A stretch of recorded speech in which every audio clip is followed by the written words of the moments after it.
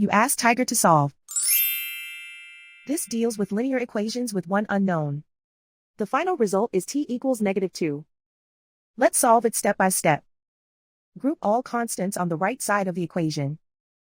Add 6 to both sides.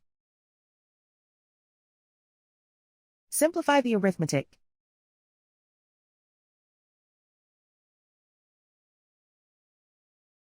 Isolate the t.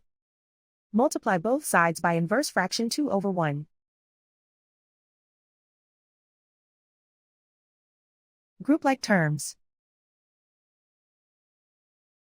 Multiply the coefficients. Simplify the fraction. Simplify the arithmetic. And so the final result is t equals -2.